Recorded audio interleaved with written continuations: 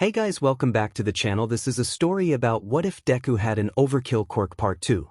If you guys enjoy this what if and want to see Part 3, comment down below and let me know before I start. Please do support for more awesome content and leave a like, and don't forget to subscribe to my channel and also share this video with your friends and check out the description in my playlist. The author of the story from Wattpad. So let's start the video. UA High School, the conference room. POV UA teachers. Okay, everyone settle down. Please take your seats. Nizu perched on Aizawa's shoulder while everyone took their assigned seat. All Might, you are the one who alerted me to this, please begin. Toshinori stood up clumsily. He coughed. As I am sure you are all now aware, the LOV are on the rise and we have taken heavy casualties. Without Enji and Hawks, Hosu would be destroyed now. He took a breath. I understand how worried you must all be, with Todoroki still refusing his fireside and Bakugo still within the grasp of Tamura Shigaraki. Things I admit look dull. To make matters worse, we now believe All for One is pulling the strings of Tamura. All Might stopped for another breath, glancing around at the worried faces, collecting his thoughts. However, there is a silver lining. Firstly, we have Mirio Togata, who is making huge leaps and bounds with his progression. The pros sighed disheartened, and All Might said bitterly, I just so happened to find a kid with a quirk that is like no other. I know with him our fate will be a good one. All I need now is to reel him in, and I have the perfect plan. The faculty and pros exchanged glances. One kid that could change the tides.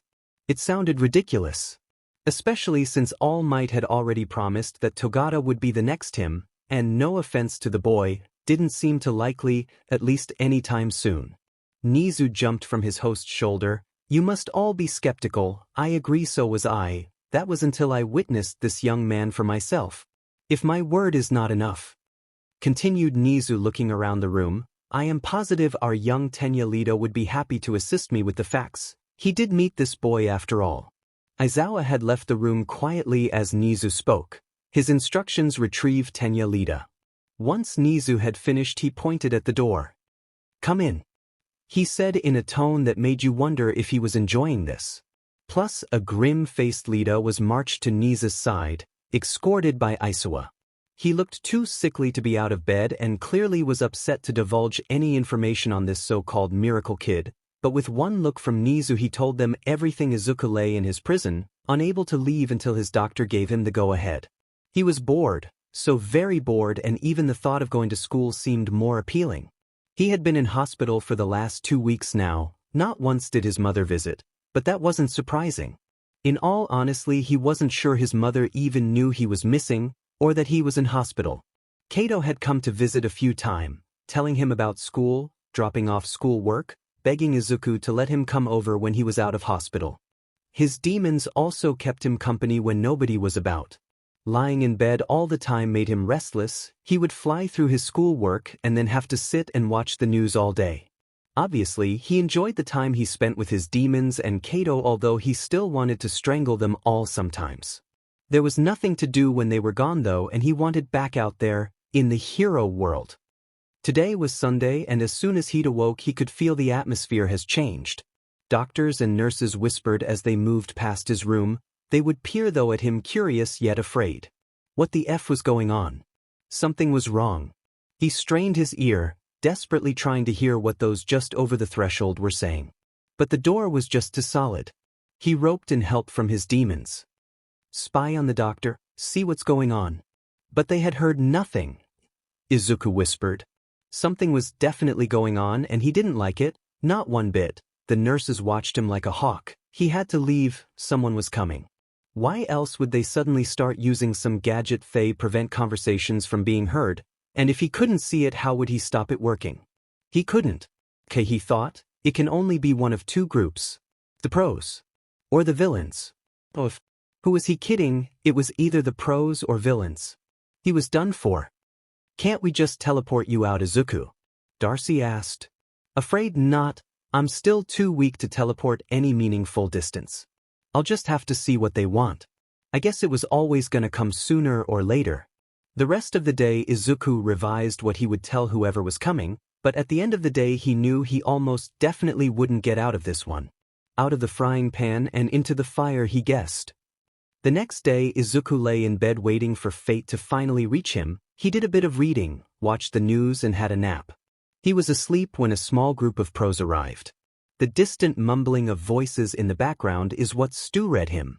And as he opened his eyes, he saw in horror 3 things.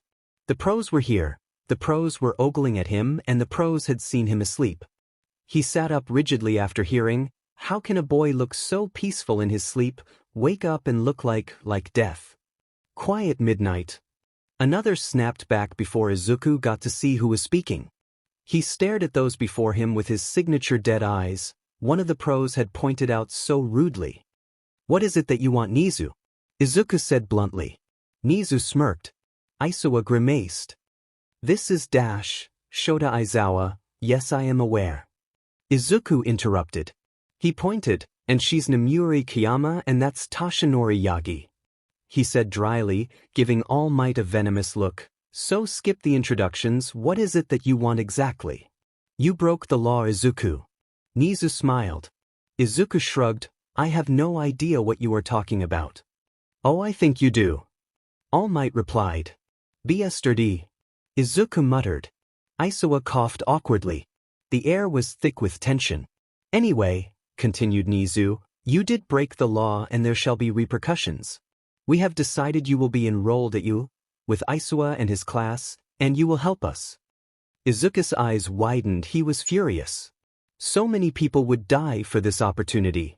Midnight said, "Prison is what awaits any vigilante that is caught." "Except you," said Nizu, "and you will join us, you have no choice." "I would rather die." Izuku snarled. "Well then, Izuku, if you would rather a life sentence in Tartarus, be my guest." Nizu cackled. "You first class starts 2 weeks from yesterday. If you decide not to turn up, we will have no choice but to arrest you." The dull man said. "Aizawa is correct," said Nizu. "Oh yes." As though he'd remembered it was his birthday, he continued excitedly, "No point running, Izuku, you have a appealing bracelet on your wrist." They turned to leave. "One other thing, a pro will escort you until you transfer to the UA dorms." With that they left. "F you guys," Izuku shouted. He slumped in bed. I'll be used or be turned into a god demon Nomu." He went back to sleep feeling heavily depressed, awaiting his fate. The anger that Izuku felt was murderous. The doctors and nurses cowered when he was near, a horrendous haze of hatred surging out of him. The potency of the aura paralyzing. Present Mike, who stood just beyond Izuku's door, was sweating. Anytime Izuku shot a glance, his lip wiggled and his eyes widened. Izuku, though he should be shitting himself, the pros didn't have a clue what they were in for. The days were slow as Izuku waited. He was out of bed now but was unable to discharge himself. The doctors told him strict bed rest and refused to discharge him themselves. The pros changed daily, but whoever and however he tried and attempt at escape was futile. That really pissed Izuku off. He knew the bind he was in, he wouldn't run away, he couldn't. Yet they still refused to let him leave the shitty hospital. That left Izuku one option: to train inside the room. He always kept one eye on the door as he trained and refrained from demonstrating something too clever or brilliant. Anything too catastrophic was banned too. Lucifer refused it, unfortunately. He wanted to scare the SHT out of those pros, but he knew Lucifer was right. Doing anything too crazy or dangerous would lead to a one-way ticket to Tartarus. He hoped if Thay was to happen he'd find a way out, but why put himself into Thay predicament when it was unnecessary? Eventually it was time. After 2 weeks stuck in the hospital hellhole, against his wishes, he would now be attending a place so much worse. Aizawa had come to collect him and allowed him to pack some bags from home to take to the UA dorms. After lots of creating, Aizawa said he could return for the rest once they trusted him, or they had enough people to watch him, which would probably occur first. With that, Izuku locked his front door and the traveled to UA with the man he thought was kind of a kindred spirit of sorts. The "I don't give a f anymore" face made Izuku hate him a little bit less than everyone else. So it was really happening, UFA. They could bring it, Izuku would fight them every step of the way. "Drop you bags off here please, Izuku," Aizawa said, leading him into a dorm room. "There's a uniform in the wardrobe, change quickly, I'll wait outside." Izuku slung his bag onto the bed and marched over to the wardrobe and threw open the doors, the ricocheted of the hinges and slammed closed. Izuku was beyond pissed. He took a deep breath and opened the doors once more, snatched the uniform of the hanger and chucked it to the bed. He undressed snail-slow and left his stuff in a heap before grabbing the uniform to don. He looked in the mirror and gagged, "Vile," the teen mocked, staring at the contrast between the light clothes with the darkness of his face. Izuku moved away from the mirror quickly and made his way to Aizawa. He was not impressed. "Homeroom started, Izuku," he said darkly. Izuku shrugged, unbothered. "Can we go now?" Aizawa turned on his heels and sped down the hall. Clearly pissed, he followed slowly, praying Aizawa would leave him deserted in a random corridor, but alas, Aizawa seemed to know Izuku and what he'd do. Each time Aizawa got too far ahead, he'd wait for Izuku to catch up before storming away again. Unfortunately, for Izuku that meant he wouldn't be able to feign being lost. After a long trek through barren halls, Aizawa stopped at a door, 1A it read. He spun at Izuku. "You," he said pointedly, "wait here." He turned quickly and slid inside. Izuku listened at the door. "Settle down." The man said, "Yes, Lita, I know I am late. No, Mina, nothing has happened. Mineta, get away from Yaoyorozu. Pause now, Mineta." Izuku could hear Aizawa losing his patience. "Tick-tock," he thought to himself. Bang. "All of you shut up." The man yelled, slamming a hand onto something solid, a wall. Maybe a table. The room went dead. "Thank you. Now, what I wanted to tell you all was that we have a new student today." "Yes, Lita, that is why I was late." Izuku heard Aizawa coming. He also heard the small muttering he made. "That brat better still be out there. Dimmin these kids. I don't get paid enough for this." He opened the door. "All right, come on in."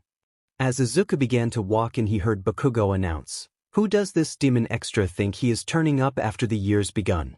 Then everyone began muttering, probably bitching about Izuku, like they even knew anything.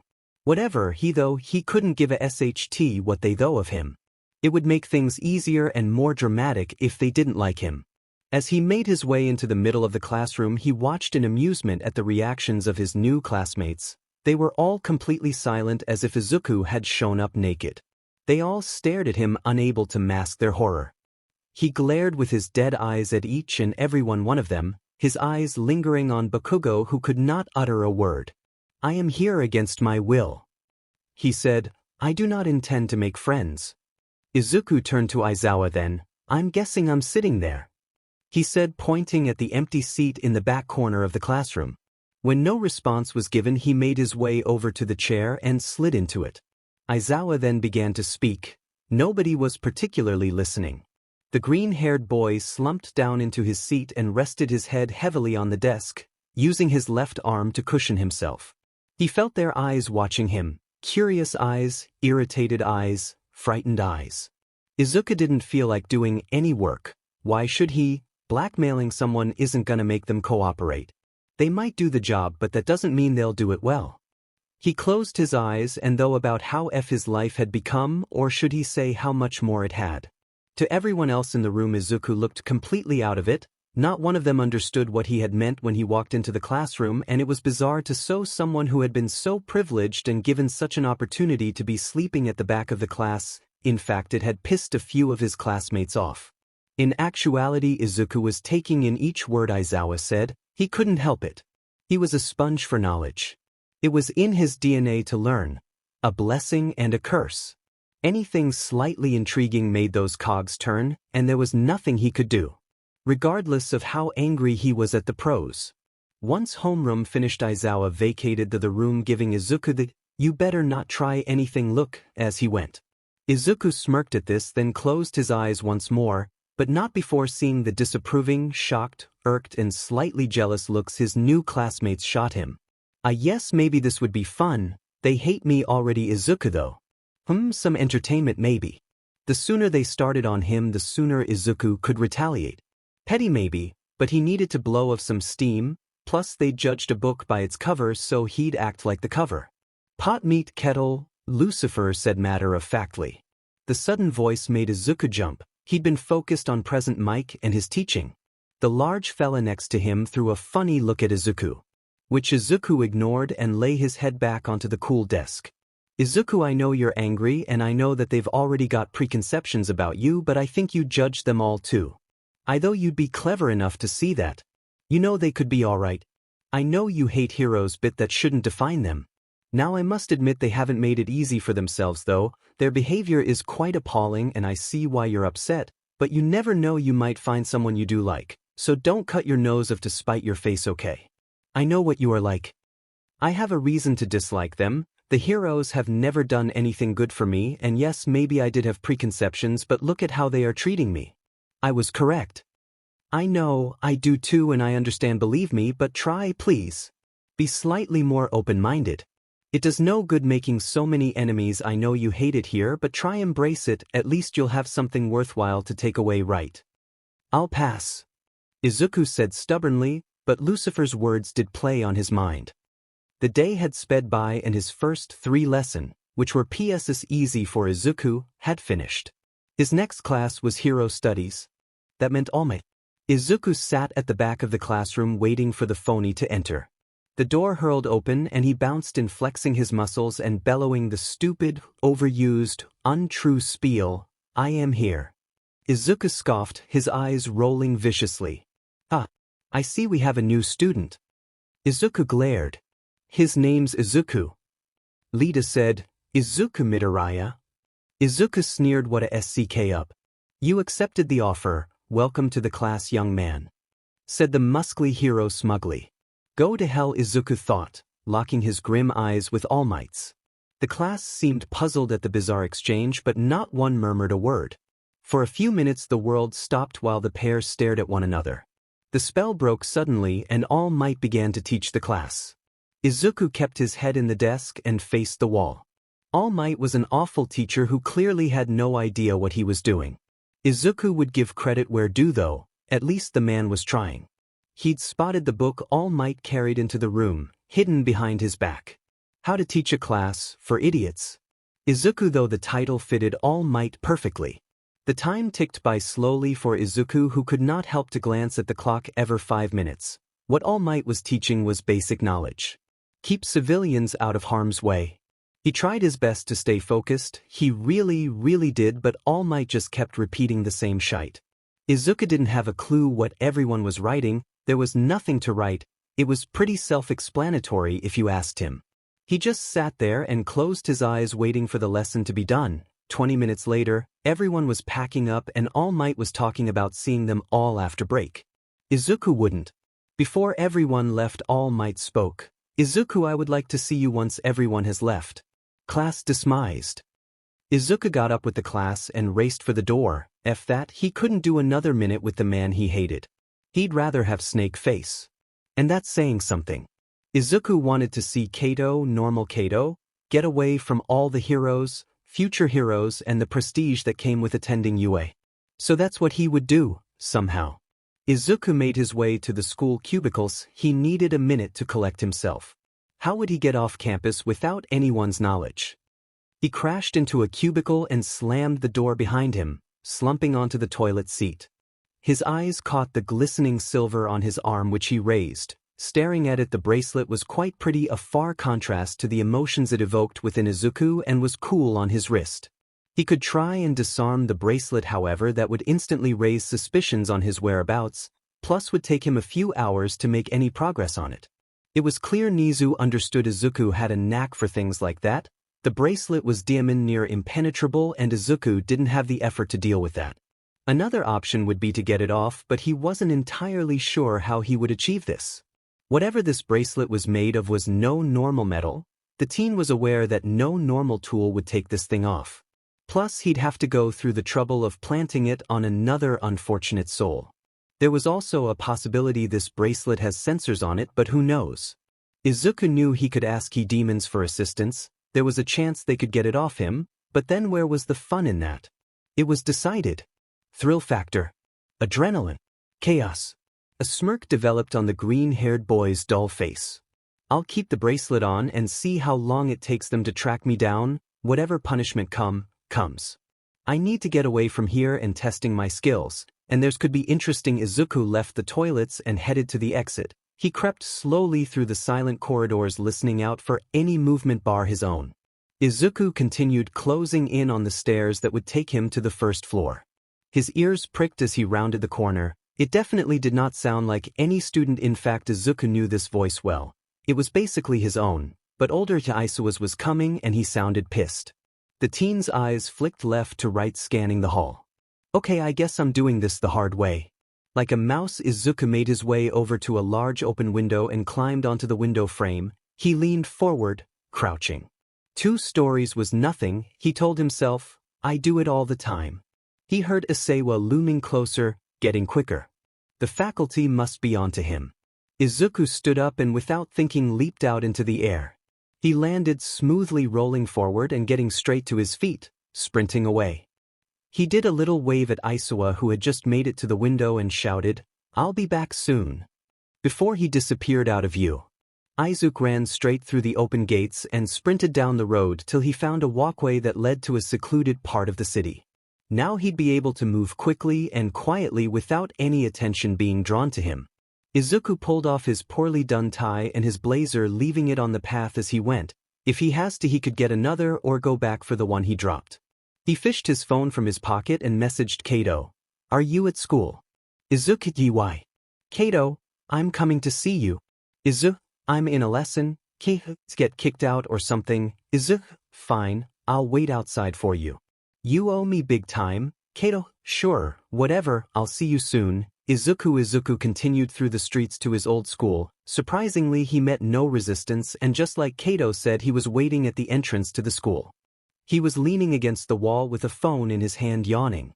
"Slacker," Izuku said as he approached. "Shutup," Kato retorted before turning to Izuku, smirking. "Come on," Izuku said, "let go." 𝙎𝙧𝙧's POV, has Izuku settled in well? Nizu asked slyly. "Don't play games, Nizu." "Of course not, he's a brat," replied Aizawa curtly, "and the students have not taken to him well, particularly that hot-headed idiot. However, he is here and has listened thus far, kind of. All as I predicted." The mouse thing said amicably.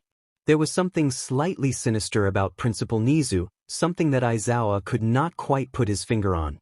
Any meeting he had with the white creature left him with goosebumps, and for no real reason. Yet there was just something about him, something not quite friendly. Is there any history between Bakugo and Midoriya that we know of? It doesn't take a genius to see Izuku feel highly threatened by Bakugo and vice versa. "It is concerning," Aizawa said, fishing for more info about the mysterious boy. Nizu smiled. "It's nothing for you to trouble yourself about, just keep your eye on Izuku." "Actually," Nizu said, glancing at the screen that seemingly appeared into his hand, "something curious is about to happen. Go and find Izuku, it may take you a while. Have fun." The mouse bear thing smiled knowingly. 𝙎𝙧𝙧 left confused. He made his way to where All Might was teaching one. Well, that was until his phone began ringing. He answered. Izuku had not shown up to All Might's class. His last location was the boys' toilets. A flash of green caught the man's eyes and he raced up the final step, where he watched the boy jump from the window. Plus Aizawa moved to the window. Izuku had landed perfectly. 𝙎𝙧𝙧 couldn't fault it. Now wasn't the time to be impressed. Izuku ran off, turning to give 𝙎𝙧𝙧 a wave. What a smug little brat. Aizawa smiled. He liked this kid. The unconventional pair walked down the path, away from UA and away from Kata's school. "Su," said Kato. "Su," said Izuku. "So, this is well random, Izuku. I mean, completely out of character. Should I be worried?" "Nope, there's absolutely not one thing you need to worry about. You're SHT liar." "Believe me, I'm not." "'Kay then. I'm just an amazing friend with a sixth sense for your bullshit then." "Sure, we will go with that." "Well then," Kato probed. Izuku sighed. "Fine. I'll tell you, but we're getting coffee first." Kato looked constipated. Izuku smirked sinisterly. "What? I thought you'd be over the moon. You're the devil incarnate." Izuku shrugged. "I mean, he's not that wrong. Maybe I am." Silent minutes passed before the coffee shop came into view. Izuku beelined for it, completely ignoring the road and cars. Kato winced and happily stood waiting at the crossing. Once inside, Izuku ordered a latte to take away, and espresso. Izuku turned around while he waited and beckoned Kato in. He was lingering outside. Slowly he began to enter, holding his shirt over his nose and taking a deep breath. Almost as if he was entering a toxic building. Izuku stood impatiently waiting, glancing at Kato from time to time, who looked visibly in pain. "You do know it won't kill you. Stop making a fuss, you're embarrassing," Izuku teased. Kato glared. Izuku, who couldn't care less, went to grab his coffees before turning to leave. Kato was already at the door, coughing and gagging. If you were not aware by now, Kata's archenemy was coffee. He hated the taste, the smell, the look of it, the price of it, anything related he hated. And for Izuku, who was mildly offended by this fact, grabbed every chance he could to make Kato go into a coffee shop. It was entertaining. "All right then, now you've faced your demons, I shall show you my house." Kata's sour mood was gone in a second. The caterpillar had transformed. If a person could be an animal, Kato, right now, was the closest thing to a golden retriever ever. By the time the pair had reached Izuku's home, Izuku has plugged his ears with tissue, unable to bear Kata's incessant noise. "All right then, come on in," Izuku said. "You can keep your shoes on, I don't care." "All right." Izuku guided them to the sofa and sat down. "All right, what do you want to know?" Izuku told Kato as much as possible.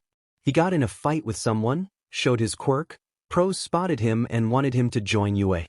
He didn't want to, so they kind of forced him, so today he ran away. "So, I'm afraid you're kind of, slightly involved now." The boy's mouth was wide and he looked like he'd seen a ghost. "Izuku, if you have some amazing quirk, why don't you use it? Why don't you want to become a pro? That like everyone's dream." "Yeah, well, it isn't mine. My quirk is for me. The more people know, the worse it will be for me. I just wanted a simple life, man," Izuku said dolefully. Kato looked like he wanted to say more, but he held his tongue. He saw how miserable Izuku looked and knew by now if Izuku didn't want something, he had a reason, even if someone else, though it was silly, and if he didn't want to do something, there was no way anyone else could make him. "Okay then. Well, am I your awesome sidekick now?" "Absolutely not," Izuku retorted. "But," he sighed, "you are my friend." Kato grinned. "That's good enough for me, so what are you gonna do now?" "I'd imagine the pros have caught up by now, they're probably all surrounding this place. I have a tracker, see?" Izuku pointed at it. Kata's eyes went wide. "That won't stop me though. I mean, I'll go back, but doesn't mean I won't give them a hard time. Considering I'll be in big SHT when I get back, and well, blackmail." Izuku grinned. "Plus, so your plan is PSS off some pros." Kato waited while Izuku thought up a plan. The green-haired boy surveyed the area, tracing each and every wall of his home, avoiding the windows and door. Since Izuku's patrol, he'd had spotted at least 3 pros, all believing they were completely out of sight, and Izuku would exploit that weakness. Kato jumped. Izuku smirked. "I've got a plan." Izuku leaned in. "Whether it works depends on how well you can cause a distraction," Izuku said wryly. "I don't know exactly how many are out there, but what do know is that they probably are not aware of you and who you are to me. That means while you leave, I can sneak out the window." Izuku puts a hand to his lip and then gave a quick wave before disappearing. He waited for the perfect moment. He had timed this to perfection. Kato opened the door and Izuku followed. He waited a second and jumped. He hit the floor with the bang of the door, before instantly submerging into the shadows. He clocked Aizawa on his right and Midnight to his left. So far they had not spotted him. However, Izuku wouldn't be so lucky, for Ryuko had seen him. Unfortunately for Izuku, she'd blocked off his escape route, though her large size prevented her from getting anywhere close to him. That wouldn't stop her trying though, which would soon attract the others' attention. Izuku looked for a weapon. A rusting pipe would do the job. He ripped it from the wall with ease and ran straight at the dragon. She clawed and napped at the alley's entrance, and Izuku braced himself. Staying light on his toes and keeping the pipe near to his body, he kept running, steering to the left. A napping jaw narrowly missed Izuku's face as he skipped to the right, now on his perfect course. He jabbed his pole to the air and dropped to the floor instantly, sliding through the dragon's legs, simultaneously attacking her underbelly. She roared in pain, clutching her stomach, seeming utterly shocked. The boy, without using a quirk, had done some considerable damage. Her injury had become the perfect diversion and Izuku slipped away. He hadn't meant to cause considerable damage, and yet that's what he'd done. All he wanted was to nick a scale slightly or wind her, yet Izuku had drew BLD. He actually felt bad. He hadn't wanted to hurt nobody. Then he remembered how he'd got into this mess and the fact she'd been so oblivious to her own weakness or too arrogant to believe Izuku could do any harm. Yet by her face and the pros all running towards her, it looked like he'd done just. It was to be expected. He had waged war. He just wasn't ready for the absolute earful he would surely get from Aizawa and God knows who else. Izuku shook his head. Ryuko had regained her composure. Her injured stomach was slowly sealing itself, and she'd begun to explain to the pros what had happened. Turns out there were 5 of them. Ryukyu, Eraser, Midnight, Best Jeanist, and Hound Dog. He had to thank his lucky stars All Might hadn't shown his face, or he may have tried running for Real. Izuku continued running, not at full speed, just fast enough to keep a good distance in front of the pros who had now gave chase once more. How thrilling! The bushy-haired teen made his way to a large, bustling park. It prevented Hound Dog from sniffing him out and Ryuko's aerial view from being of any use. Izuku did his best to blend into the crowds of people who began pooling around the pros. Izuku slipped away again and he smirked, not at all too friendly. 2 hours later, boredom had struck. How terrible were Theseus' pros.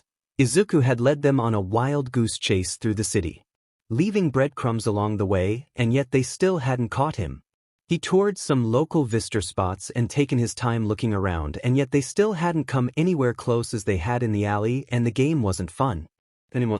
He'd clambered up some roof about 30 minutes ago and updated Kato before the twins had jumped on him, laughing. Together they talked about the events of the day and came up with all the possible ways Izuku may be punished. That was when Aizawa finally arrived, sweaty and tired. Those behind him didn't look much better. Willow and Darcy left at the first sign of drama, which was unlike them. They were probably pissing themselves at the thought of watching Izuku in the lion's den. Screw them, Izuku thought, and shuffled back from the roof, lifting his dangling legs and standing to face the pros. They looked grim. Izuku held up his hands in surrender. "So you don't need to say anything or look so stressed. I'm not gonna bolt again, I'm bored." Aizawa did not look best pleased. "You can restrain me if it would make you all feel better, but I promise I'm not going anywhere. It's not fun anymore and I'm tired. You can take me back now. I accept whatever punishment comes my way. Honest," said Izuku truthfully, a slight yawn slipping away as he spoke. Aizawa looked livid now and his eyes shone scarlet. It didn't faze Izuku at all. He just stood and waited for Aizawa to calm slightly or speak. Not like he could do much anyways now, nor could be bothered to. The pros behind Aizawa looked furious at Izuku. His rebellious nature had not been an easy pill to swallow, and his unbothered attitude struck a chord. With the pros' feathers well and truly ruffled but seemingly calmed, Izuku walked slowly forward, his hands still clearly in view. Once he reached Aizawa, he stood with his hands together as if to be cuffed and waited. For a minute Aizawa looked perplexed before he settled on gently wrapping his scarf around Izuku's hands and began to take him back to the ground where transport waited for them all. Once the green devil was secure grounds, Aizawa loosened his scarf. "Come on, the kid," he said gruffly, but Izuku was long gone. While Izuku had promised to accept his punishment, he has not promised that he would accept said punishment straight away. He may have implied it, but it was no fault of Izuku that the pros had not, though, to clarify anything. Izuku knew Aizawa would be going mental right about now and quickly made his way to the man office. Izuku scribbled a quick "I'm tired, wait till morning, Izuku," on a post-it note and taping it to the door. Izuku then got Willow and Darcy to teleport him back to his room. Some may call this being lazy. Izuku called it using his initiative. Using the resources around him to make his life easier after a busy day? Yeah, he was being smart. It totally wasn't because he could be arsed to sneak around anymore, and it absolute couldn't be anything to do with avoiding 1A or Aizawa. Regardless, Izuku now stood in his room, his eyes barely open and his body sluggish. The boy kicked off his shoes and removed his clothes. He donned a black shirt which read, "I don't give a 𝙎𝙬 unless there's coffee," and effortlessly moved his dresser over his door. The tired teen snail crawled over to his bed and flopped, hitting the mattress and closing his eyes, not bothering with the duvet. In second, Izuku was sleeping. He was exhausted. The next morning Izuku arose feeling more refreshed than he'd felt in years. Perhaps he still looked like a zombie, but Izuku had actually slept all night without waking up once. For, get this, 9.5 hours. Now that's a good sleep. Izuku rolled over so he could check the time. Izuku had missed homeroom and first lesson. Izuku yawned, scratching his limbs as did so, and clambered out of bed. The dresser had been moved slightly where someone had clearly been trying to get in. They'd obviously given up quite readily, though, as a dresser wouldn't stop anyone who really wanted to get in. Izuku shoved the dresser back to its original place and pulled on some shorts. The boy made his way to the kitchen and cooked himself a portion of rice and a fried egg. He ate his food and went to change into his school uniform. Izuku f off the tie before making his way downstairs towards the school. He stalked through the halls towards the science classroom. He was late to his class. He knew this, but it was what it was. He took his education seriously, yes, but he wasn't an idiot, and one lesson wouldn't make much difference to him. He also was actually proud his body had let him sleep well for once, and he'd take that over a science class any day, especially a science class he had been manipulated into going to. He opened the door and stood there, eyes bore into his soul. 𝙎𝙪𝙢𝙢𝙧𝙮 head snapped towards Izuku. The movement was so sharp it was a wonder the man hadn't given himself whiplash. "Out of my classroom!" the man bellowed furiously. Izuku shrugged and turned sluggishly, closing the door behind him. "Geez, what crawled up his butt?" Zenon said. "Me, obviously." Izuku replied, rolling his eyes. Power Loader stepped out of his classroom around 5 minutes later. "You," he said fiercely, "I've heard all about you." "I'm sure you have." Izuku muttered, smirking. "I'd wipe smile off you face if I was you, kid." "I don't smile," Izuku stated, locking eyes with the man. The man stood staring at Izuku, clearly not expecting the boy's challenge. Power Loader soon recovered. "I take my class extremely seriously. I will not allow you or your careless attitude into my classroom. It's disgraceful." "So's blackmail." The man glared but recovered quickly. He looked at Izuku for a long minute. "Turn up to my lesson late again, or disrupt my lesson in the slightest, you'll be going straight to Aizawa. I don't give a 𝙎𝙬 if you're needed in this school. You're not necessary in my classroom. Do not expect special treatment." The man said pointedly. "All right, suits me perfectly, if you can make it happen." The green-haired teen answered. "Go find something else to do. I have not work for you today. Come back when you're ready to learn." 𝙎𝙪 said, irritation clear in his voice. Izuku saluted. "As you wish, sir." He turned and started walking away, preventing the teacher from saying a single word. Next up on Izuku's timetable was PE. He considered ditching but then remembered the 𝙎𝙬 he was in with Aizawa, the pile of 𝙎𝙬 that would become a big, steaming, stinking pile once Maijima and Ectoplasma revealed Izuku hadn't gone to their lessons. Izuku made his way to the PE department and slumped on the floor waiting for the rest of 1A. After about 5 minutes the light in the corridor started to piss him off. Izuku closed his eyes. A herd of buffalo came storming down the corridor. Izuku snapped awake. "Great, Class 1A." He got to his feet and followed slowly behind the bunch who had watched him carefully as they passed, some eyes more curious, some eyes more dangerous.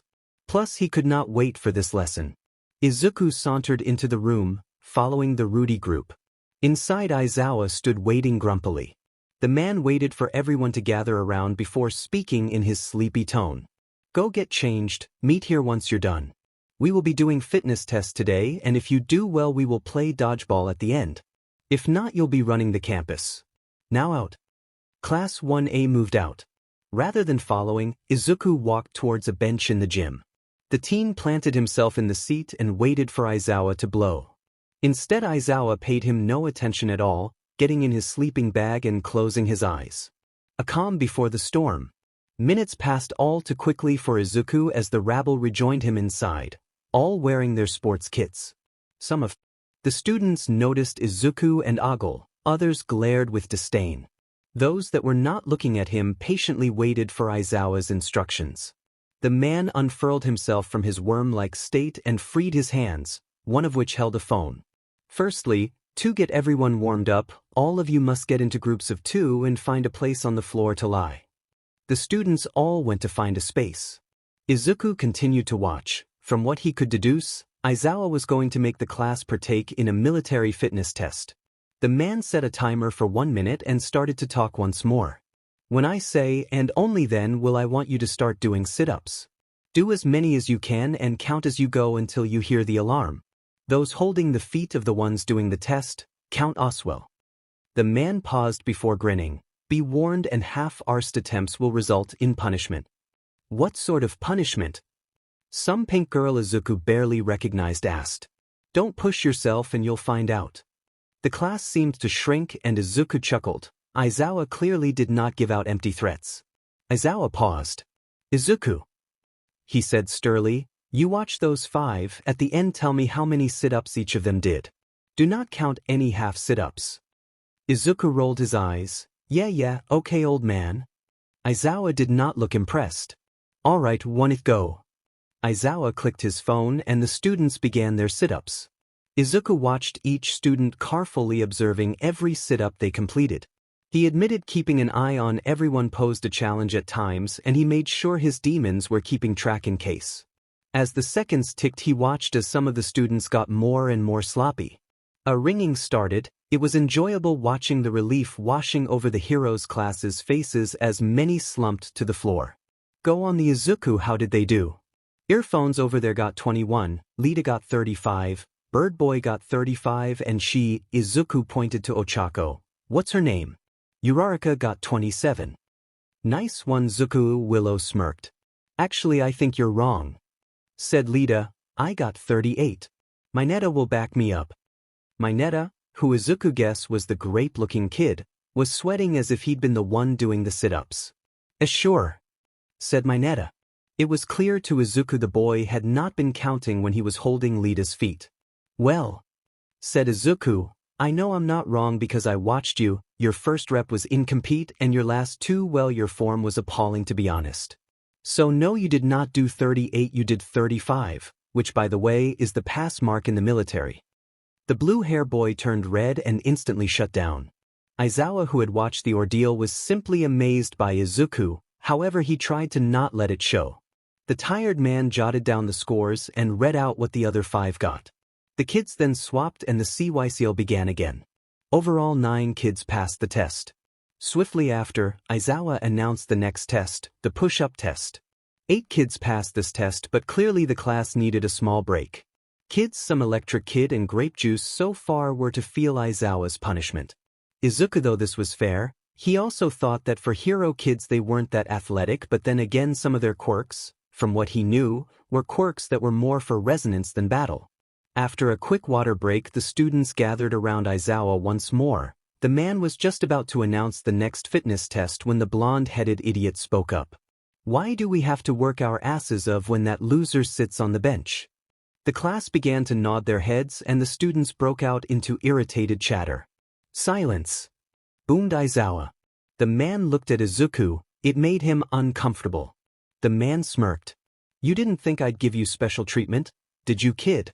Especially not after the stunt you pulled. Izuku glared. He knew it had been too good to be true. I was just waiting to see if you'd get your butt up and join in, that, and I needed help monitoring the other tests. But because you said nothing, I wanted to see if the class would say anything. The man spoke. Izuku had been a pawn, and that pissed him off. Go on then, Aizawa, what's up next? The bleep tests. The man said sinisterly. Everyone groaned, everyone but Izuku. Being cocky is not manly, bro, said a spike red head.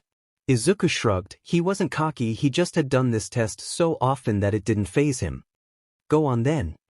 Aizawa stated whilst putting down markers. Line up. The class moved towards the makeshift line. Izuku did no such thing. Midoriya, the line. Izuku's eyes looked stormy as he silently challenged the man. Now. Aizawa told him angrily. Izuku stayed planted. Just move, you stubborn fool. Lucifer said. Fine. Class, come and stand with me, 𝙎𝙧𝙮 the line. Just go, 𝙎𝙧𝙮, it'll get even worse if you don't and you know it. Fine. 𝙎𝙧𝙮 slowly, very slowly moved towards the line. Aizawa read out the instructions and the boy got ready to run. Start one. 1 beep. 2 beep. If 𝙎𝙧𝙮 had cared to look, he would have seen wide eyes and open mouths from each and every person with the class. 3 beep. 5 beep. 𝙎𝙧𝙮 was starting to lag now, his body burned, a sensation all too familiar. This was so much effort. If he was alone, 𝙎𝙧𝙮 may have dropped out by now. He'd reached his burn and he felt tired, but his pride got the better of him. He pushed onwards. 6 beep. 7 beep. Beep. 9 beep. 𝙎𝙧𝙮 was sick of running by now and the runs were only getting quicker. One more though. Beep. He stopped on the line, heaving. He knew he'd made his point and he could not be bothered to run a step more. Aizawa turned off the audio, realizing 𝙎𝙧𝙮 would run no more. 𝙎𝙧𝙮 stumbled to the wall and slammed against it, sliding his bum to the floor. He put his hands to the back of his head and tried to steady his breathing, in through the nose, out through the mouth. He closed his eyes to focus, sweat dripping from every pore in his body.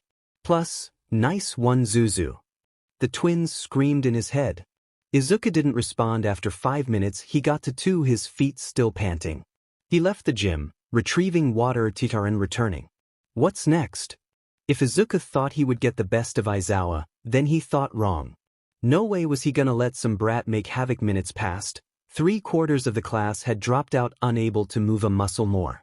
𝙎𝙧𝙮 was running rings around those who remained, smashing records each test he completed.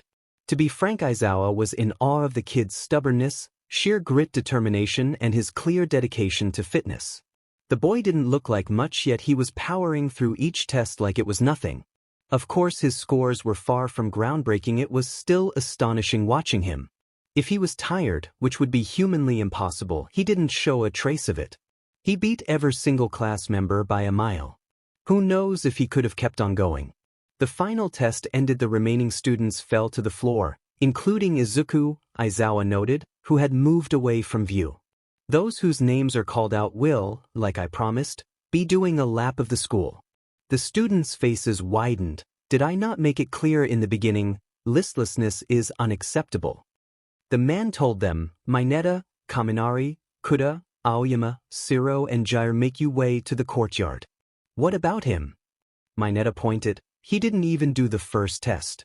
I vote he does the run. Anyone else? Hands began to raise. 𝙎𝙧𝙮 scoffed. Okay, 𝙎𝙧𝙮 outside with the rest of them. Aizawa swallowed, ready for the hellfire that would surely arise. 𝙎𝙧𝙮 turned to the class, a dark expression beginning to take over. His fingers curled up into fists. They shook violently. 𝙎𝙧𝙮, stop that. Stop that at once.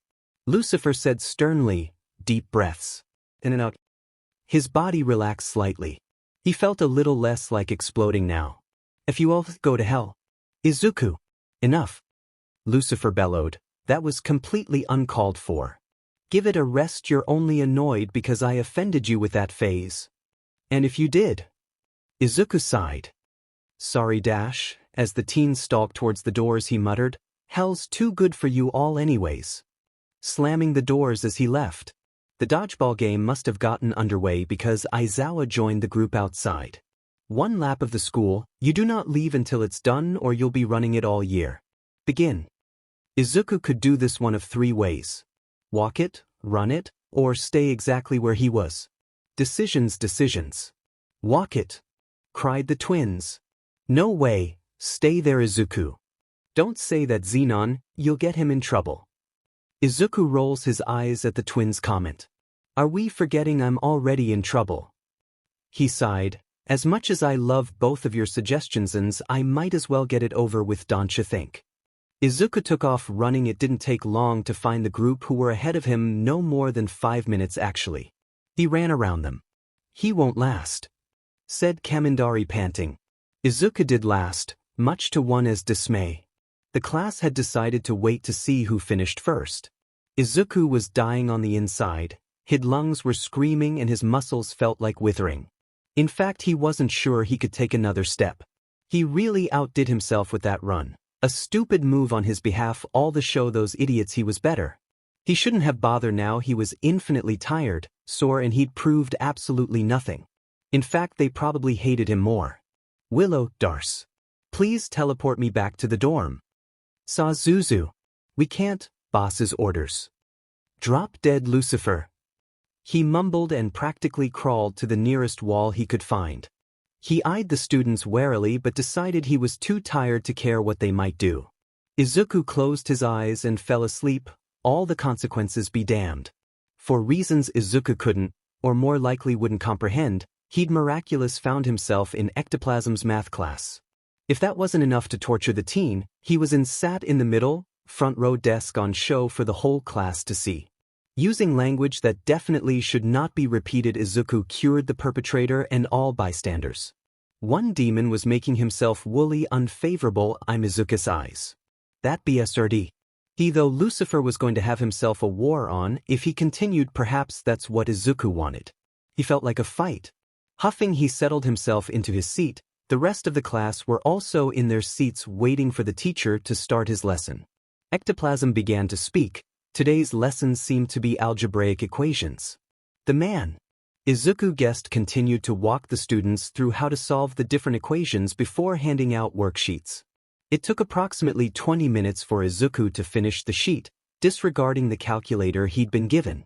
Calculators were not necessary for these types of equations. In fact, he was positive that everyone in this class would be able to solve the easier questions with ease, all except Grapefruit, who was intently staring at some pink girl.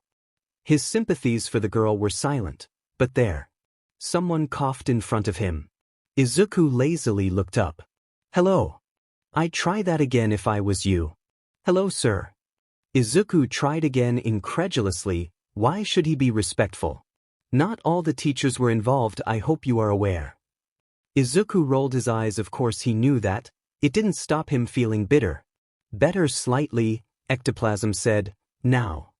He paused. I'd like to understand why you think it's okay to slack off. Izuku eyebrows furrowed. He was perplexed. What? Ectoplasm pointed to the covered piece of paper. The teen lifted his hands, allowing his work to become visible. Ectoplasm reached for it and began to look over each answer. Every once in a while the man nodded, making slight grunts of approval. Very well, Ectoplasm agreed. I was mistaken, I apologize. I shall find you something more challenging. Izuku nodded, surprised by the acknowledgement. Within minute, Ecto returned with several sheets of paper and briefly explained what each sheet was about. One thing he failed to mention was what sort of skill level it required. How unfortunate. He'd have liked to have known. Nevertheless, with a slight newfound respect for the teacher and pleased of the challenge, Izuku began working through the work. He competed the first two with ease. The third and fourth required some effort, but it was the final sheet of paper that required some real brain power. The cogs began to turn as Izuku began working steadily through the first few questions. At a glance he understood each question was possible and would have an answer, but retrieving the answer would require some work, perhaps some considerable work. The thought almost made him smile. Izuku had managed to get through the first side of paper but was halted by a hand touching his shoulder. The world came alive around him once again, to the green-haired boy's dismay. The classroom was now empty besides time and the teacher. He looked at the teacher. Could I take this with me? Izuku asked, waving the paper. Of course, I'll mark the others for you and I'll give you them during our next lesson. When you finish that one, I'll mark that too if you'd like. Izuku nodded, gathering his stuff and standing. Thanks, he muttered before exiting the room. World history with midnight was a drag and Japan's was no better. Izuku made his way back to the dorms, following slowly, slowly, the other students. He bypassed everyone in the common room and beelined for his bedroom. He quickly closed his door, disregarding his thing or replacing the drawer over the door. Izuku had more pressing matters. Math. The teen whipped out his work and once more zoned out the world. He was desperate to solve these problems. When the boy next checked the clock, it was 11:00 p.m. What a nerd. Xenon drawled from Izuku's bed, smirking. Izuku glared, then sighed. I can't solve the final problem. The boy sulked. How unfortunate. Zenon replied, "Just ask for help, or is that beyond your comprehension too?" The pair grinned at each other. "One of you could have woken me up like a normal person." "We're not normal people, we're demons actually." "I cannot believe you guys." A huff escaped. "Boss's orders." Some friend you are." Popping up beside him, Zenon wrapped his arms around Izuku's neck. "You love me. Admit it." Izuku stood like a stalk. "I'll tickle you." "You wouldn't." Izuku tried scrambling away, but it was in vain. Zenon squeezed tighter with one hand while the other started the assault. Izuku covered his face. No person would see him break out a single smile even if it was involuntary. "I'm a victim." Izuku scoffed, trying his best not to laugh. Zenon relented. Izuku saw red. Zenon was gone. "Go get some food, you big softy. I hope you die." Izuku's stomach rumbled then. Now he was hangry. F him. He though stalking to the fridge. Next time he saw Zenon, he was a dead demon. He'd been assaulted and he would never, ever let it go. Izuku quietly stormed around the kitchen, settling on some instant coffee and a bowl of cereal for dinner. He was still pissed off at Zenon, but he'd been right about asking for help. Izuku really wanted to do the problem, but he just couldn't, not on his own. He'd have to bite the bullet. He was no fool, he knew when to admit defeat, unfortunately. Izuku sulked back up the stairs, suddenly recalling Aizawa's looming punishment. He was in for it tomorrow. Izuku Midoriya. Aizawa had called when the class began to disperse from homeroom. Izuku heaved out a breath. Surely it was punishment enough that the faculty had decided that doing a rescue mission race during hero studies today would be a great way to test the class's skills. Aizawa clearly didn't share the sentiment. Izuku found it incredibly suspicious they decided on the assessment after Izuku joined the class. Perhaps they though it would be even better if the person they would be rescuing was All Might himself. Izuku didn't find the idea remotely funny. Surely they weren't that cruel. An unfortunate coincidence, he told himself. Aizawa waited till the class left before he started. "I refuse to play games with you, Izuku." Izuku stood a little straighter, mimicking Aizawa. "I understand, sir. If it makes you feel any better, I was planning to see you yesterday like I promised." The man sighed deeply. "I hope you understand the seriousness of your situation. Funny business will not be tolerated. If you just gave me some sort of freedom, I wouldn't be so bored. I feel like a bird in a cage." "Enough," Aizawa snapped. Izuku's eyes widened a fraction. Quite frankly, he was shocked at the outburst. "Listen carefully to me, Izuku. You are on thin ice, paper thin. If you continue, I'll have no choice but report to Nizu. I'm sure he's already aware, but one word from the faculty, you'll be out of this school. For walls will be your permanent home, no freedom. Ever. Do you understand me?" An intense stare-off began. Aizawa was king, but his pupil was well trained in coffee and late nights. After a few moments, the boy's back hunched, his shoulders rolling forward. "Whatever." Aizawa smirked a tad. "You have after-school sessions until you catch up with the work you missed. Be polite and respectful, they're going out of their way for you. This is a formal warning, Izuku, do not push it." The man paused, looking at the boy in front of him. "You can go." Izuku's fingers had tightened around his nails, digging into his skin. As soon as Aizawa gave the word, he began to move. Izuku glared at the floor. "I hate this shithole." Aizawa frowned. He watched the boy's retreating figure, a sad, serious expression emerging. "DMN brat." He mumbled softly. Present Mike waited patiently for Izuku to arrive. Grumbles sounded around the classroom. Izuku walked in gloomily, ignoring the sharp glares he received. "You are to sit here, Izuku, please." Hisashi pointed to a seat at the front beside his desk. The boy groaned. Much of the class snickered. He took his seat quietly. As much as he'd rather sit at the back, it was fruitless to argue over something like a seat. Especially with, he glanced at Mike smiling brightly, a teacher who didn't look all that bad, maybe unpleasant for Izuku but friendly. Maybe that was why Aizawa got on with Hisashi, opposites attract and all that. Double English was almost unbearable, but he completed the work to what he thought was an admirable standard. He just needed to see if Yamada Hisashi agreed. He had taken an English course last year out of boredom along with a few other languages that he thought may come in useful. His grades for the courses were outstanding and apparently he was quite fluent. There was no need to tell any of the teachers that though. Too much talking involved. His next class was Japanese. Boring. He finished his work quickly. Napping for the rest of the lesson doing extra work in this class was no fun for him. Anyways, he had to mentally prepare for his next lesson, hero studies. Izuku really debated on not going. He couldn't stand the sight of All Might. He made him nauseous, but he also couldn't cause any more trouble, at least not yet. He thought through his options. A. Go and behave. B. Go and not behave then risk being put in prison. C. Not go then risk being put in prison. Clearly A was the correct answer, but B was calling to him. It felt like the dangerous and he needed some adrenaline in this shithole. Izuku arrived at the training ground with the rest of his class. The students were in awe of the makeshift arena. Izuku had to admit it was impressive, but his face remained impassive as he watched the big idiot All Might in front of him. Alright class, All Might began. We'll have some fun with a rescue training race today. All Might pointed to the arena. This is Field Gamma. I shall be splitting you into groups of 5 and you will all be positioned around the arena. On my command you will start. Whoever is the first to get to me wins. When Izuku looked out onto the area where pipes and metal ran throughout the space, he could tell this race wasn't made to be fair. Some of the kids had quirk advantages while others had nothing that would aid them. They were first-year students. He couldn't see how this sort of activity would be allowed. Izuku wasn't stupid. There were disadvantages everywhere, and this test was about how you coped with the disadvantage just like a hero. But for 15-year-olds to be put into an arena like this with minimal training on the grounds that it would be unfair was not cool. It happened in the hero world, sure, but heroes were fully trained and worked around their drawbacks. This arena gave little room for creative talent and adaptation.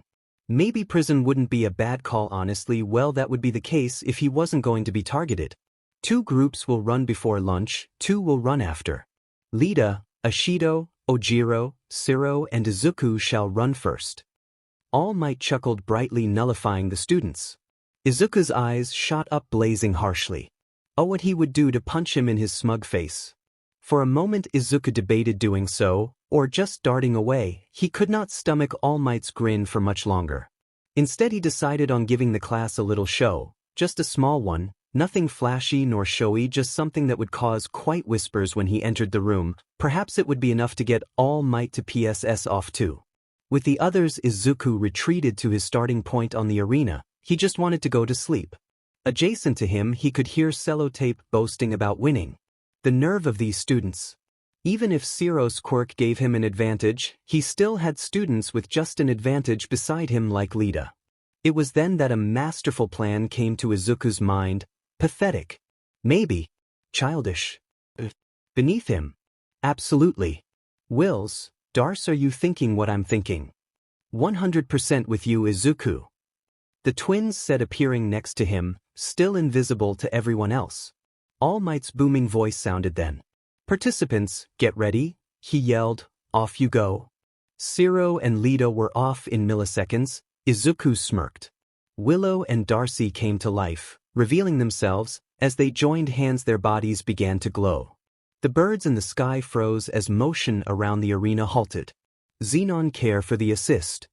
Izuku asked. I'd be delighted. Xenon replied, smirking. Now next to the shrub, that is Izuku.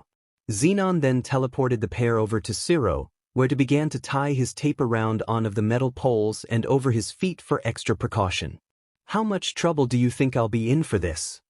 Izuku wondered out loud, grimacing. Depends. The pink-haired boy replied, on whether they think is funny or not. He laughed. And perhaps on how great they think your big quirk reveal is, which to be fair isn't much of a reveal at all considering it's just us 3 here right now, Xenon smirked. Izuku feigned shock. So you're not actually an idiot. Xenon held a hand to his heart, fended. The pair smirked at each other and with a nod from Izuku, Xenon TP'd Izuku over to where All Might stood. Thanks. Izuku said as Xenon disappeared. Willow, Darcy, you're good now, thank you. Now watch the drama unfold from front seats. The girls must have vanished then because the world started moving once more. Apparently, nobody saw Izuku standing behind All Might because the race continued, kind of. Everyone must have been too interested in what happened to poor old 𝙎𝙪𝙢 because everyone was pointing and staring, even the other participants. 𝙎𝙪𝙢 was just shrieking in disbelief and outrage at this shocking turn of events. That was when Pinky shouted, "Look! Izuku's behind All Might." Everyone reeled on him, their necks seemingly turning as one unit with a speed that should have knocked their heads off. Izuku shrugged brazenly. "Oh look, poor old 𝙎𝙪𝙢 stuck. Wonder who did that." He paused. "Anyways, since I won and all, can I go now?" Izuku stared at All Might. "Do you think this is funny, boy?" All Might boomed. "What?" Izuku mocked. All Might began to shake, but plastered a big fake smile on his face. "I'm just going to go," Izuku said and turned to walk away. "By the way," Izuku continued, turning back for a second, "nobody said anything about disarming other opponents. Good luck proving it was me though." Just as Izuku was about to leave, he remembered something. "By the way, 𝙎𝙪𝙢, if you stop struggling, you'll see that there's a loose bit under your foot. Pick your foot up and it'll free you if you haven't already got yourself into a tangled mess. If that doesn't work, I'm sure Todoroki's skills can be of service. See you all later. Izuku." "Lucifer." Lucifer made his sigh audible. "You're so much better than this." That made Izuku feel bad, but it was a little prank. He'd told 𝙎𝙪𝙢 how to free himself and technically hadn't broken any rules. He was rude. So what? They were rude to him. Angsty teen moment for real. Zenon chuckled. "You're not helping." Lucifer and Izuku said together. "What's done is done. I can't say I won't do it again, Luce, but I'll try harder, I guess. On the bright side, I could have been worse." Bonding sesh. "Shut up, Zen." Lucifer blew out in breath that personified his feelings. Incredulousness. "Another day, another sleigh. Willow, Darcy hit him for me please. Plus, we're on Izuku." Izuku decided to spend his now free time at the library studying something actually useful and interesting. Then he would eat lunch, then he'd tell Aizawa what he'd done before that bstrd could say anything, and finally he would make his way back to his hero studies break to watch the last of the races. Fun. Izuku knocked on Aizawa's office door. He knew the man was in there. He could hear the sound of the man shuffling out of his sleeping bag. Moments later the door opened a crack. Aizawa sighed. "It's you." "Hi, sir." Aizawa didn't blink. "What have you done?" A small smirk crawled up Izuku's face. "Nothing really." The boy conceded. Aizawa rubbed his forehead in a soothing motion. "I technically haven't done anything wrong. You should be impressed." "Let's hear it then, Izuku." The tired man replied, looking skeptical. "It's about the training exercise we did today, the race. Well, anyways, I immobilized 𝙎𝙪𝙢 and won." Aizawa raised an eyebrow, and that was all. "I probably made a comment or two that I shouldn't have, but I also told 𝙎𝙪𝙢 how to free himself. Which if he wasn't flailing like an idiot he would have done without my omnibenevolent guidance." "Well, Izuku, if you're telling me this you must know you've done something wrong, so you do understand that a punishment shall follow, and I will be reporting this to Nizu once I have been officially made aware of the situation." "Of course. Then you may go." Izuku went to leave, and "Izuku, please no more trouble, it's a headache." "No promises there, Eraser." Aizawa shook his head. "Emin brat." The man let out a long harsh breath before retreating to his sleeping bag. It was going to be a long, long year. What a pain. Izuku sat crossed-legged back to the hero training exercise. A hand rested on his knee holding his tilted head while the other hand tapped repetitively along the floor. Izuku could feel those lethal dagger from the spectators who clearly couldn't take a joke. This whole activity was a joke. All Might signaled for the participants to go. Maybe if he watched from upside down it would be more interesting. The boy picked up his head, tipping it back until his body hit the floor with a light thud. While uncomfy, the perspective was certainly more intriguing and his brain enjoyed unscrambling the peculiar aspect.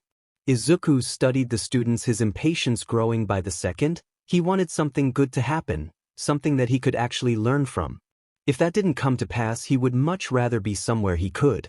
Unfortunately for him, that was prohibited. Yue wanted to kill his brain, it seemed. Perhaps that was the goal. Knowledge is power after all. After 20 minutes, Izuku came to the conclusion nothing was going to pique his interest, so he spent his time doing something much more useful: sleeping. The boy never bothered to ask who won the race. It was pretty apparent given the arrogant grin Bakugo sported as he cockily recalled to the other how he came to win. Izuku had heard Tokoyami had won the race after his own, which Izuku was actually slightly disappointed about. It left one more group to run. Izuku watched the match solely to see if his predictions he'd made before the match came to pass. Xenon, that's 1,000 yen you owe me. Yeah, whatever. Get over yourself. Xenon retorted. Izuku's prediction had been spot on. Azui had won this match, to the shock of the spectators. Xenon had voted for Hagakure. Izuku pitched her as a second placer. That was also correct. All Might had returned standing proud in front of the students, ready to expel some bullshit spiel. Commiserations to those of you who lost. It will make you stronger for the future. All Might started. I'm proud of all of you. The yellow hair man gave Izuku a look that portrayed the accept you sentiment. Now, before I give my congratulations, I must announce that due to the events that took place in the first race. All Might gave Izuku a pointed glance. Izuku has been disqualified, therefore the match shall be redone without him. As Izuku was behind the rest of his class, he flipped Toshinori off. Be sturdy. All Might let out a smirk that grew into one of those plastic smiles. Therefore your other lessons for today have been delayed. Those of you who are to race, please get yourselves ready. It took the students about 20 minutes to get back into their training gear and a further 10 getting to their start position. Izuku wondered if they'd taken ages on purpose to eat into their maths lessons at the end of their day. The participants fannied around of the course, showing off to each other. Izuku's annoyance started to build. A flame of anger ignited in the pit of his stomach, which began to gently simmer as his thoughts started to become increasingly loud. He felt even worse that he recognized this anger was pathetic, yet the pressure inside kept building. I need to get out of here. Izuku. Lucifer said steadily, you're okay. The gentleness of Lucifer's voice irked him. He felt anything but okay. Izuku. Lucifer repeated a little more firmly this time, you are okay, everything will be fine. We are all with you. If you can't take it anymore, we will help you, but I need you to try your best to remain as calm and rational as possible. Izuku wanted to let his rage burn and consume him. He wanted to boil over, he wanted to lose control. I am so sick of this. I know, I understand, we will deal with it, I promise. Destroying this place won't help in the long run. But the temporary satisfaction may be enough. The boy gritted out. And dotn the consequences. Yes. We will help you with whatever you want to do, but just think for a moment. Lucifer appeared in front of him, letting the world around them dim. Breathe with me. In and out. Lucifer was worried for a second.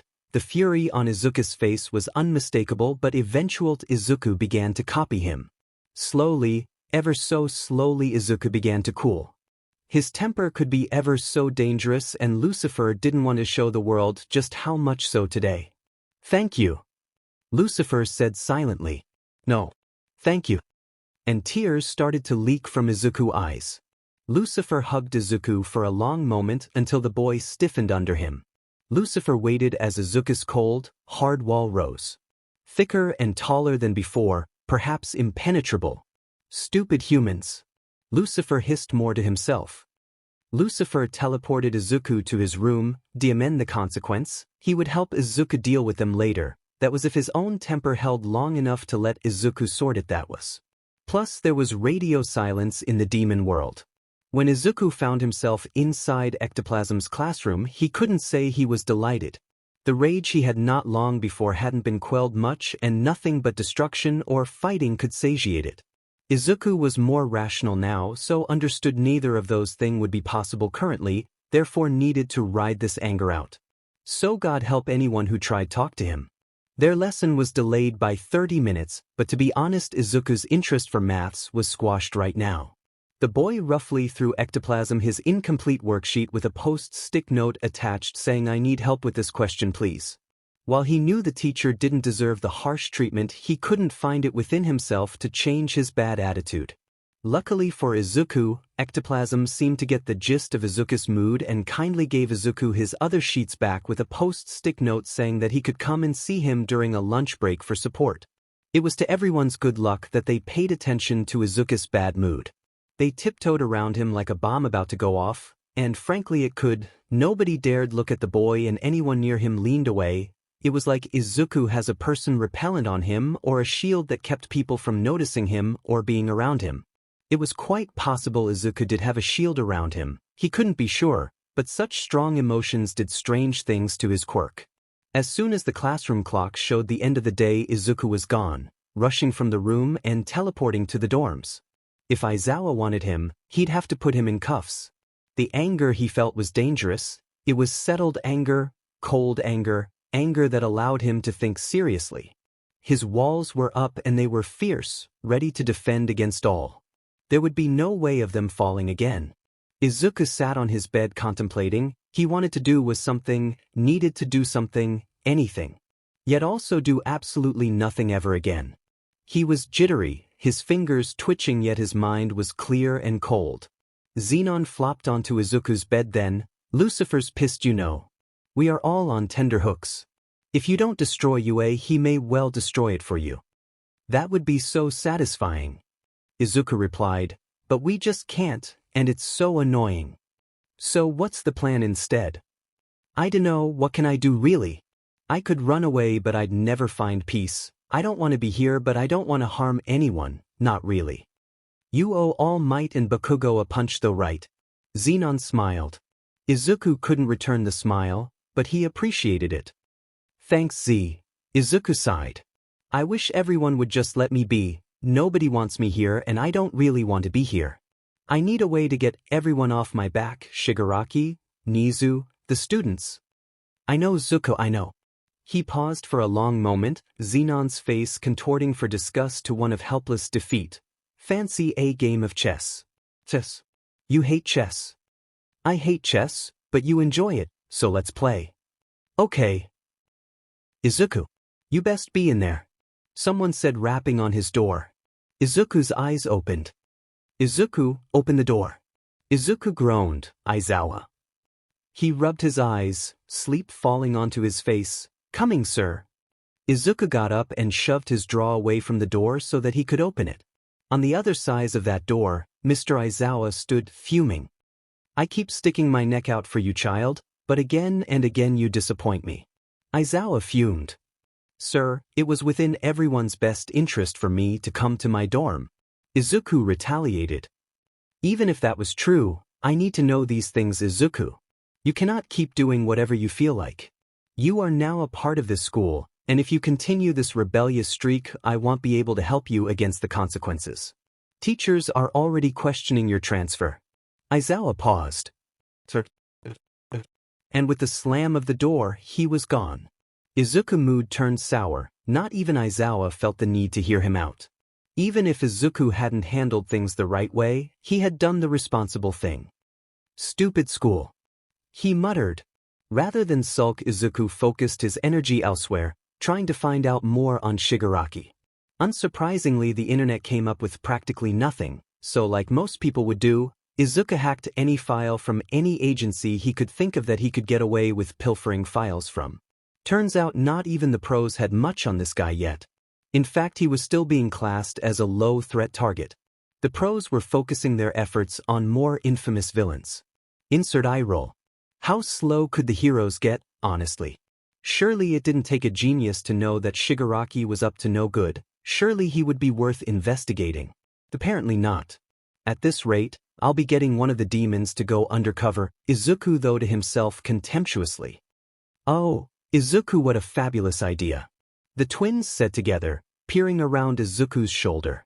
Without flinching, Izuku replied, you shouldn't sneak up on people you know, you may give someone a heart attack. It's a shame we can't give you one, the twins sulked. Ha, very funny. Plus there was a long pause. I wish things could go back to normal. Willow spoke softly. Me too, Wills, me. Izuku spent the majority of the night searching more about Shigaraki and his connections. It took a lot of digging and the use of his own connections to find out the really deep stuff about Shigaraki. Those plans were scary. It seemed that originally Shigaraki didn't really have a goal. He hated all might and heroes, but there was no real substance to his ideologies beyond that. Now it was different. Shigaraki's aims had evolved and his small group was growing. It was almost as if someone was leading from the shadows pulling the strings. It was that fact that was worrying. The big beastly creatures it now knew were Nomu had been found in different warehouses and buildings across Yokoyama and Kamino, by criminals who refused to report them of course, and their numbers seemed to be growing. None of Shigaraki's close crew were well-established, notorious criminals, but he didn't think that would last long, particularly when one of them was Endeavor's son. Izuku could smell a revenge plot coming. What Izuku had found out about this group was alarming. He couldn't sleep, and when the morning sun shone through his window, Izuku was bleary-eyed and jumpy. He needed coffee and maybe even needed to inform Aizawa of what he'd found, even if it meant he would be in even more trouble. Before his home room and after his coffee, Izuku rushed to Aizawa. He knocked HRD on the door, rushing in before being called in. Aizawa stood rather quite shocked at the green blur who had shot through his door, looking rather frantic and tired. "Sorry, sir," the boy began. I need to talk to you about something I found out last night." "Izuku," Aizawa said in that disapproving tone that Izuku hated. "I know, sir, I know, but this is actually really important." Aizawa shook his head but waited. "Shigaraki Aizawa cut him off. "How do you know about Shigaraki?" he said angrily, his hand moving to his scarf. "You suspect me of having dealings with that yesterday?" Izuku returned rather loudly, floored and to his own surprise hurt. "Yes, well. No." Izuku snapped. "I'm not dealing with this." He moved to the door. "I think you pros need to keep a better eye on that blue-haired idiot. He's out to cause trouble." Aizawa started to move towards Izuku. "What makes you think you pros are so good at jumping to the wrong conclusions?" The green-haired teen slammed the door behind him. Izuku didn't go to homeroom. He couldn't bear to look at Eraser, but it was a relief to get to maths and be able to focus on something else. Ectoplasm seemed pleased with Izuku's efforts and was happy to aid him when he needed it. At the beginning of each lesson, Ecto had started Izuku off with harder problems than everyone else, which pleased Izuku. For Izuku refused to participate, and luckily there was no protests. His other lessons passed slowly, but that could have been because Izuku was eager to go to Ectoplasm at lunch to get help with his worksheet. Ecto was happy to help Izuku and push him to his limits, getting him to work out harder and harder problems. At the end of lunch, Izuku was exhausted but content. As Izuku turned to leave, Ectoplasm spoke. "Why don't you start coming to me every other day for some extra tutoring? I may even be able to find someone who will be able to teach you even more than I can." "I'd like that, as long as it isn't Nizu." "I'll consider that." Izuku flew through the rest of his lessons and breezed through his final lesson, maths again, and then went back to his dorm to avoid everyone. The urge to break out was great, but he contained himself.